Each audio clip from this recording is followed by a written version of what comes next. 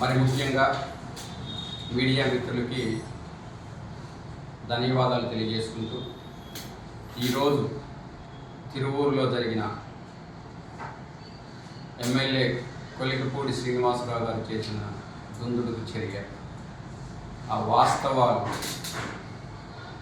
Media ద్వారా మరి ఒకసారి వాస్తవాలు తిరువూరు నియోజకవర్గ ప్రజలకు, అలానే ఆంధ్రప్రదేశ్ రాష్ట్రం ఉన్న ప్రజలందరికీ కూడా మీడియా మిత్రులు కోరిన విధంగా మరి ఒకసారి ప్రెస్ మీట్ నిర్వహించడం ఈరోజు తిరువూరు పట్టణ తెలుగుదేశం పార్టీ కార్యాలయంలో నిర్వహించడం జరుగుతుంది. ముందుగా మీడియా మిత్రులను ఒకటే కోరుకుంటున్నాను, ఇక్కడ వాస్తవాలు తెలుసుకొని వాస్తవాలు ప్రచురించినట్లయితే, ప్రజల్లోకి తీసుకువెళ్ళినట్లయితే నిర్మాణాత్మక వ్యవస్థలో భాగమైనట్లుగా ఉంటుంది. ఒకవేళ వాస్తవాలకి విరుద్ధంగా మీరు వార్తలు ఇవ్వాలన్నా, స్క్రోలింగ్ ఇవ్వాలన్నా ప్రజలకి వాస్తవాలు నిజానంగా తెలుస్తాయి. ఈరోజు జరిగిన సంఘటన మీద TV9 కథనం చూస్తే నాకు చాలా బాగా వేసింది. ఇక్కడ ఇష్యూ సమస్య అన్నది వేరు. ఇక్కడ ఎమ్మెల్యే గారు MP గారి సమస్య కానే కాదు. కానీ TV9 కథనం రావడం చాలా బాధించింది. అయినా సరే సాహసించి TV9 ప్రతినిధులతో మాట్లాడడం జరిగింది. వారు కూడా ఈసారి ఇలాంటివి జరగకుండా సమాచారం రాబట్టుకొని ప్రచురిస్తామనేసి మాట్లాడటం కూడా జరిగింది. మరి ఒకసారి తిరువూరు నియోజకవర్గంలో తెలుగుదేశం పార్టీలో ఉన్న సమస్యని ఒక సున్నితమైన అంశం, దీన్ని మరి ఒకసారి మీడియా ద్వారా అందరికీ తెలియజేస్తుంది. మనం ముందు నుంచి కూడా చూసుకుంటే తిరువూరు నియోజకవర్గంలో కూటమి ప్రభుత్వం అధికారంలోకి వచ్చిన తర్వాత మరి ముఖ్యంగా తిరువూరులో ఎమ్మెల్యే కొలికపూడి శ్రీనివాసరావు గారు గెలిచి తిరువూరు నియోజకవర్గం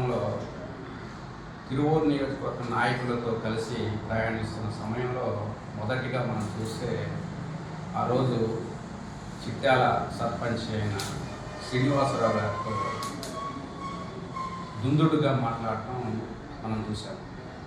ఒక సర్పంచ్, గ్రామ ప్రథమ పౌరుడు, సరే ఏదో కొన్ని చేస్తున్నాడని సమాచారం ఉంటే పిలిచి మాట్లాడాలి, పార్టీ పరువు రోడ్డున ఎక్కుతుందని చెప్పాల్సింది. నేను ఎమ్మెల్యే కదా అనే అహంకారంతో ఆ రోజు నువ్వు సర్పంచ్ అయితే ఏంటి, ఎవరైతే నాకేంటి, నిన్ను గుట్టలోడు తీసుకోవడం అనేసి దుందుడుగా మాట్లాడటం మనం చూసాం. ఆ రోజు కదా నువ్వు కార్యకర్తలను ఇబ్బంది పెడుతున్నావు అనేసి కార్యకర్తల బాధలు వినటానికని కదా ఆ రోజు MP గారిని, ఆయన ఈ పార్లమెంటు నియోజకవర్గ ప్రతినిధి, పార్లమెంటు సభ్యుడు, తిరువూరు నియోజకవర్గం NTR జిల్లాలో ఒక నియోజకవర్గం, NTR పార్లమెంట్లో, విజయవాడ పార్లమెంట్. అలా అనేసి ఆయనకి బాధ్యత ఉంది కదా అనేసి ఆయనే కదా కొంచెం డైరెక్షన్ ఇచ్చింది చూసుకోమనేసి, పార్టీనే కదా ఇచ్చిందని. ఎందుకు ఇవ్వాల్సి వచ్చింది? నువ్వు పార్టీ కార్యకర్తలు ఇబ్బంది పెడుతున్నావు, బెదిరిస్తున్నావు, భయపెడుతున్నావు, వారికి అండగా ఉండాలనేసి MP గారికి కొంచెం చెప్పడం జరిగింది. దాన్ని ఏ విధంగా డైవర్ట్ చేశావు? చేసుకోవటం చేతగాని విధానాన్ని, నాయకులతో కలిసి వెళ్ళలేకపోయే విధానాన్ని, కార్యకర్తలు నీతో కలిసి రాకపోవటం విధానాన్ని, దాన్ని ఏం చేశాను? ఆ రోజు నుంచి చూస్తే అగ్రవర్ణాలు దళితులను తీసుకొచ్చారు. అసలు ఇందులో ఏమన్నా ఉందా? అగ్రవర్ణాలు దళితులు అన్నది ఏమన్నా ఉందా? వాస్తవాలు చూసుకుంటే లేదు. ఇక్కడ ప్రధాన సమస్య ఎమ్మెల్యే కొలికపూడి శ్రీనివాసరావు కార్యకర్తల్ని వేధిస్తున్నాడు. ఈ సమస్య వచ్చి కార్యకర్తలు ఎమ్మెల్యే కొలికపూడి శ్రీనివాసరావు. దీనికి కులం సంబంధం లేదు, దీనికి అగ్రవర్ణం సంబంధం లేదు. దీనికి ఎంపీ గారి వర్గం లేదంటే ఎమ్మెల్యే వర్గం ఉన్నది లేదు. ఈరోజు తిరువూరు నియోజకవర్గంలో మనం చూసుకుంటే ఎమ్మెల్యే గారిని వ్యతిరేకిస్తూ ఎమ్మెల్యే మాకు వద్దు, ఎమ్మెల్యే దౌర్జన్యాలు నశించాలి, గో బ్యాక్ ఎమ్మెల్యే అనేసి కార్యకర్తలంతా ఒక పక్కన ఉంటే, నువ్వు కొంతమందిని నిజంగా వాళ్ళు నాయకులేనా? తిరువూరు నియోజకవర్గంలో ఆ వ్యక్తుల గురించి తెలియదా? ఏ స్థాయి నాయకులు? నువ్వు వాళ్ళని పక్కన పెట్టుకొని వాళ్ళని నీతో ఉంచుకొని తెలుగుదేశం పార్టీని గత 30 సంవత్సరాలుగా నియోజకవర్గంలో బలంగా నడిపించుకున్న వ్యక్తులు నాయకులుంటే వారిని విస్మరించి ఎమ్మెల్యే కొలకపూడి శ్రీనివాసరావు కొంతమందిని పక్కన పెట్టుకొని ముందుకు వెళ్తుంది. దాని విషయం కదా. సమస్య వచ్చేసి కార్యకర్తలు, ఎమ్మెల్యే కొలకపూడి శ్రీనివాసరావు. కార్యకర్తలకు ఇబ్బంది కలిగిస్తున్నాడు కాబట్టి ఎమ్మెల్యే శ్రీనివాసరావుని వ్యతిరేకిస్తున్నారు. ఈ సమస్యను పక్కదోవ పట్టించి ప్రెస్ ముందుకు వచ్చి వివిధ రకాలుగా మాట్లాడటం, టాపిక్ను డైవర్ట్ చేయటం. అసలు ఈరోజు జరిగింది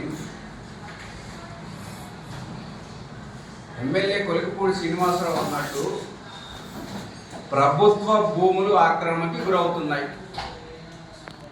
నిజంగా వాటిని కాపాడే ఉద్దేశం ఉంటే మేము సంతోషిస్తాం, మేము కూడా ఆనందిస్తాం, మేము కూడా సపోర్ట్ చేస్తాం, నీ వెంట మేము కూడా నడుస్తాం. కానీ అలా లేదు కదా.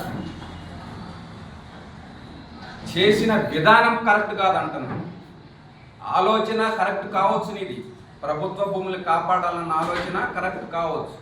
కానీ ఒక అధికార పార్టీ ఎమ్మెల్యేగా తెలుగుదేశం పార్టీ అధికారంలో ఉన్నప్పుడు తెలుగుదేశం పార్టీ ఇంకా 2 పార్టీల్ని కలుపుకొని కూటమి ప్రభుత్వంగా ఏర్పడి ఆంధ్రప్రదేశ్ రాష్ట్రాన్ని అభివృద్ధి పదంలో నడిపించుకుంటూ వెళ్తున్నప్పుడు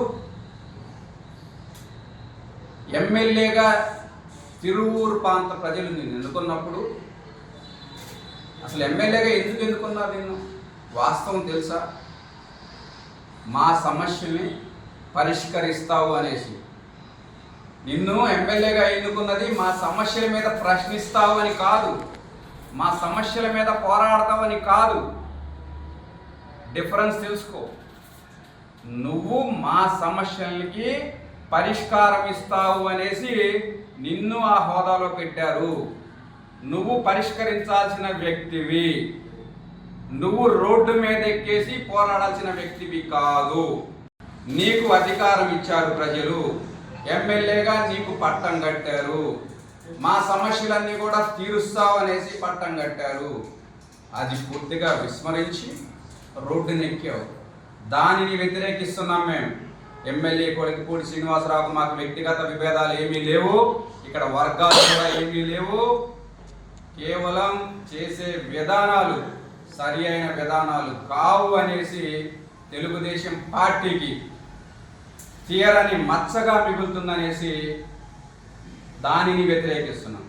తెలుగుదేశం పార్టీ మరి ముఖ్యంగా 3.5 సంవత్సరాలుగా ఇన్ఛార్జిగా పనిచేసిన నేను, గ్రామాల్లో ఉన్న నాయకులందరూ తెలుసు, వారి ఆలోచనలు తెలుసు, వారు దేనిని కోరుకుంటున్నారు, తెలుగుదేశం పార్టీని ఏ విధంగా ముందుకు తీసుకువెళ్ళాలన్న వాళ్ళ ఆవేదన కూడా నాకు తెలుసు.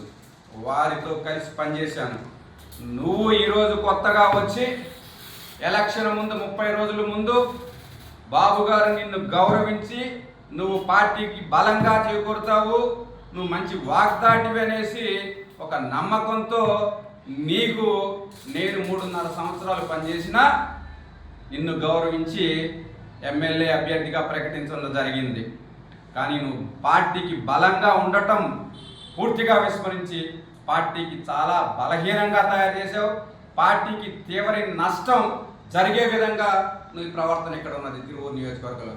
ఏది ఏమైనా కొలకపూడి శ్రీనివాసరావుకి హెచ్చరిస్తున్నా, నువ్వు కార్యకర్తల్ని, నాయకుల్ని వేధించిన ప్రతిసారి కూడా నిన్ను ఎదుర్కోవడానికి నేను రోడ్డు ఎక్కుతాను. దాంట్లో వెనక్కి తగ్గేది లేదు.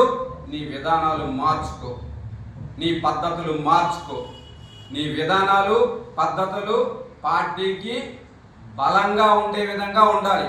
పార్టీకి ఏ మాత్రం కూడా చెడ్డ పేరు తీసుకొచ్చే విధంగా, మరి ముఖ్యంగా కార్యకర్తలను ఇబ్బంది పెట్టే విధంగా ప్రవర్తిస్తే 3.5 సంవత్సరాలుగా నేను ఈ పార్టీని బలంగా ముందుకు తీసుకువెళ్ళాను. నువ్వు ఈరోజు వచ్చేసి నేను ఇంకా ఏదో బలం కూర్చే విధంగా చేస్తాను అనేసి నీ విధానాలతోటి, నీ పద్ధతులతోటి పార్టీని నష్టపరిచే విధంగా అంటే నిన్ను అడ్డుకోవడం జరుగుద్ది. తప్పనిసరిగా కార్యకర్తల మీదకు వచ్చావు అంటే, కార్యకర్తల మీద దౌర్జన్యం చేయాలి అంటే తెలుగుదేశం పార్టీ కార్యకర్తలందరూ నిన్ను ఎదుర్కొంటారు. వాళ్ళ ముందు నిల్చొని నిన్ను ఎదుర్కోవడానికి నేను సిద్ధంగా ఉన్నానని తెలియజేస్తాను. తిరువురు నియోజకవర్గ జనసేన పార్టీ సమన్వయకర్తనే. ఇలాంటి సమావేశాలు, మీడియా సమావేశాలు పెట్టడం దురదృష్టకరం.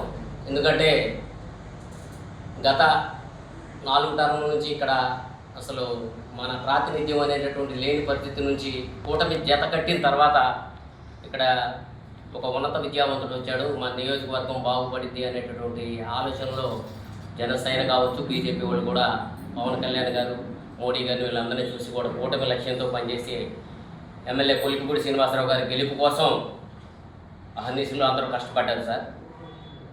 ఈ రోజున జరిగినటువంటి ఇన్సిడెంట్ తెలుగుదేశం కార్యకర్త ఆయన కాదంటలేదు. ఆయన ఆక్రమణ జరిగింది అనేటటువంటి నిర్ధారించాల్సింది మీరు అధికారులకు ఒక రికమెండేషన్ ఇస్తే ఒక ఫోన్ కాల్తో అయిపోతుంది సార్. మీరు ఒక ఎమ్మెల్యే గారు మర్చిపోతున్నారు.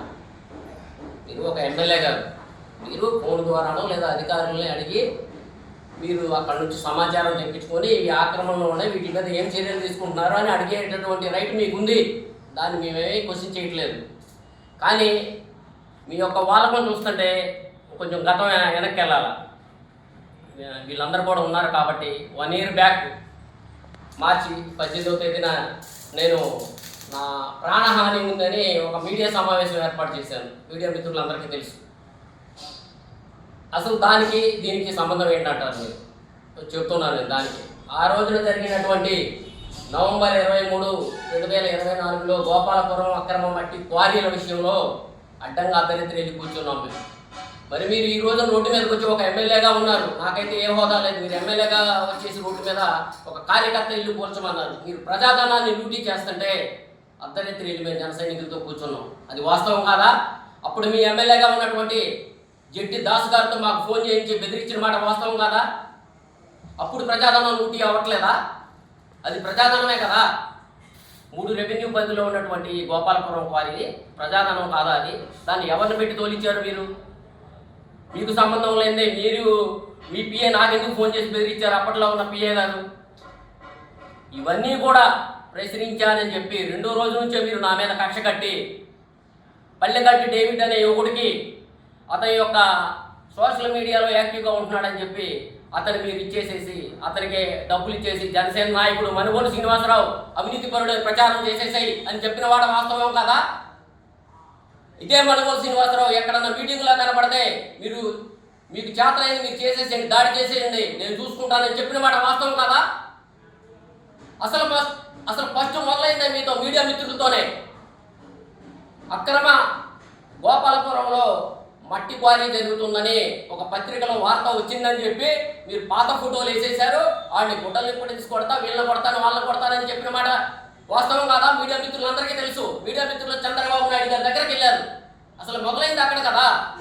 మీ గెలుపు కోసం ఓట్లు వేసిన రైతులు మీరు చెప్పుతో కొడతానన్నారు, విశ్వాసం లేదన్నారు. మీ గెలుపు కోసం పనిచేసిన ఒక పార్టీ సమన్వయకర్తని దాడి చేయమని చెప్పిన మాట వాస్తవం కదా? ఇవన్నీ కూడా మీరు ఎవరైతే మీ తప్పుని ఎత్తి చూపుతున్నారో వాళ్ళని దాడి చేయడం కోసం మీరు ఒక ప్రీ ప్లాన్డ్గా వాళ్ళ మీద ఒక బురద చల్లేయటం, వదిలేయటం సోషల్ మీడియాలో.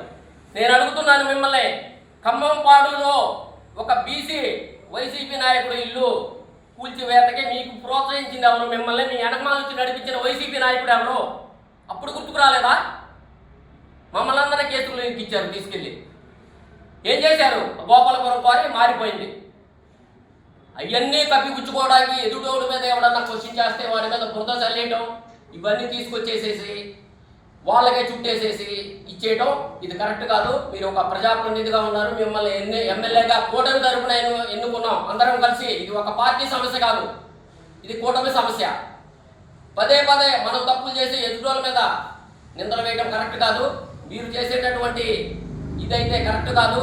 ఏదైతే మీరు ఈ రోజున ఒక అధికారులతో మాట్లాడితే అయిపోయేదాన్ని కక్ష కట్టి అతన్ని నడి మధ్యలో ఉన్న అతన్ని మీరు ఏదైనా చేయాలనుకుంటే ఊరు ఆ చివరన ఈ చివరన రెండు పక్కల ఉన్న ఆఖరుల మీద ఇచ్చేయండి, మేము సంతోషిస్తాం.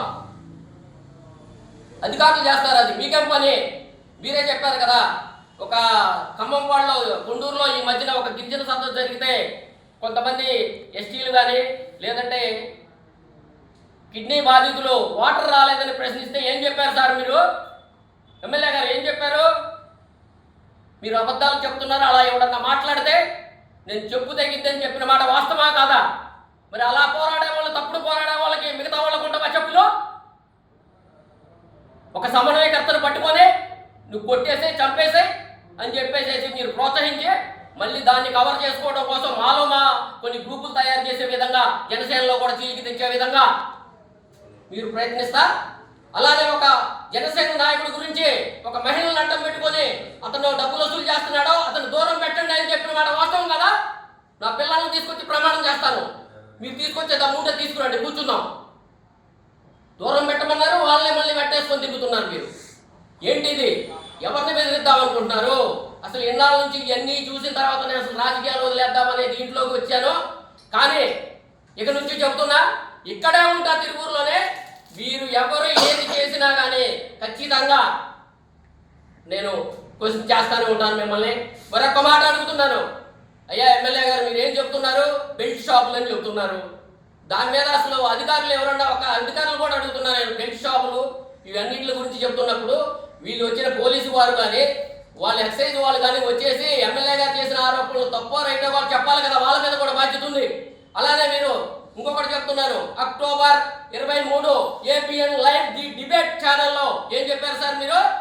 అక్రమ రేషన్ మాఫియా గురించి చెప్పుకుంటా వచ్చి అతని దగ్గర నుంచి నేను డబ్బులు తీసుకున్న మాట వాస్తవం.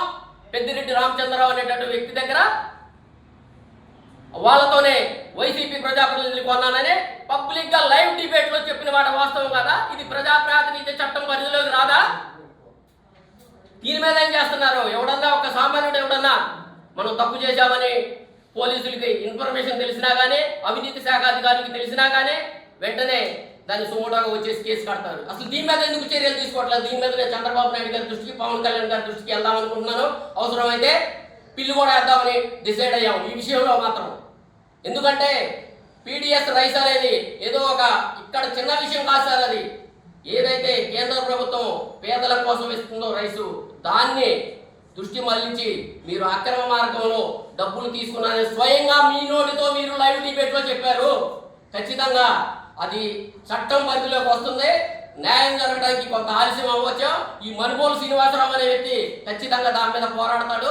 ఎప్పటికైనా మీకు చట్ట ప్రకారం మీరు చేసిన తప్పుకి శిక్ష అనుభవించేటటువంటి పరిస్థితి వస్తుందని తెలియజేస్తూ, ఏదైనా మీరు ఇట్లా కార్యకర్తలను మీ గెలుపు కోసం పనిచేసే కార్యకర్తలను లేదంటే ఎవరన్నా ప్రశ్నిస్తే, మీరు తప్పు చేసినప్పుడు ప్రశ్నిస్తే వాళ్ళ మీద దాడి చేయాలని లేదంటే మానసికంగా భయపెట్టాలంటే ఇక్కడ ఎవరు భయపడేవాళ్ళు లేరు సార్. అట్లా భయపడే పరిస్థితి ఏం లేదు. కాబట్టి మీ యొక్క ఉన్నటువంటి పరిధులు, మీరు ఎమ్మెల్యే గారు కాబట్టి ముందర ఒక ఇక్కడ నెంబర్ 1 పర్సన్, ఇక్కడ మన కాన్స్టిట్యున్సీకి కావాల్సినటువంటి ప్రథమ వ్యక్తి మీరే కాబట్టి మమ్మల్ని అందరినీ చూసుకోవాల్సిన బాధ్యత మీ మీదే కాబట్టి, తప్పు ఒప్పులు ఉన్నప్పుడు సరి చేయాల్సిన బాధ్యత కూడా మీ మీదే ఉంది కాబట్టి, అసలు మీరే తప్పు చేసుకుంటా ఎవరు అడ్డం వస్తే ఆడి మీద బురద చల్లేద్దాం, వీడి మీద బురద చల్లేద్దాం, వాడిని అక్కడ నొక్కేద్దాం, వీడి నొక్కేద్దాం, ఎంతవరకు సాధించండి? ఇది సాగే పరిస్థితి లేదు. మీరు ఏదైతే ఊహించుకుంటున్నారో అది జరగదు. ఇకనైనా మీ యొక్క పద్ధతి మార్చుకోవాలని కూటమి తరపున జనసేన సమన్వయకర్తగా నేను మీకు తెలియజేస్తున్నాను.